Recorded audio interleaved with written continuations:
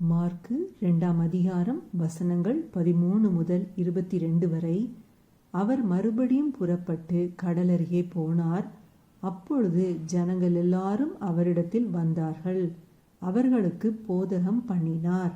அவர் நடந்து போகையில் அல்பேயுவின் குமாரனாகிய லேவி ஆயத்துறையில் உட்கார்ந்திருக்கிறதைக் கண்டு, எனக்கு பின் சென்று வா என்றார். அவன் எழுந்து அவருக்கு பின் சென்றான். அப்பொழுது அவனுடைய வீட்டிலே அவர் போஜன பந்தி இருக்கையில் அநேக ஆயக்காரரும் பாவிகளும் அவரோடு கூட வந்திருந்தபடியால் அவர்களும் இயேசுவோடும் அவர் சீஷரோடும் கூட பந்தி இருந்தார்கள். அவர் ஆயக்காரரோடும் பாவிகளோடும் போஜனம் பண்ணுகிறதை வேத பாரகரும் பரிசேயரும் கண்டு அவருடைய சீஷரை நோக்கி, அவர் ஆயக்காரரோடும் பாவிகளோடும் போஜன பானம் பண்ணுகிறதென்னவென்று கேட்டார்கள்.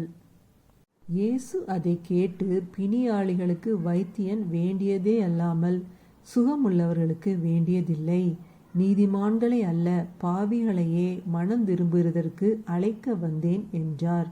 யோவானுடைய சீஷரும் பரிசேயருடைய சீஷரும் உபவாசம் பண்ணி வந்தார்கள்.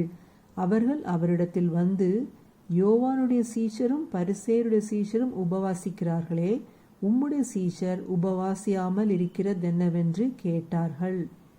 அதற்கு இயேசு, மணவாளன் தங்களோடு இருக்கையில் மணவாளனுடைய தோழர் உபவாசிப்பார்களா?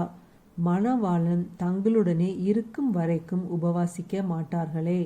மணவாளன் அவர்களை விட்டு எடுபடும் நாட்கள் வரும், அந்த நாட்களிலே உபவாசிப்பார்கள். ஒருவனும் கோடி துண்டை பழைய வஸ்திரத்தோடு இணைக்க மாட்டான். இணைத்தால் அதனோடு இணைத்த புதிய துண்டு பழையதை அதிகமாய் கிழிக்கும், பீறலும் அதிகமாகும்.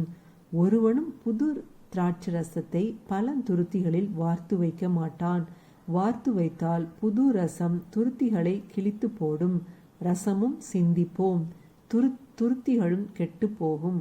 புது ரசத்தை புது துருத்திகளில் வார்த்து வைக்க வேண்டும் என்றார். ஆமேன். ஹல்லேலூயா.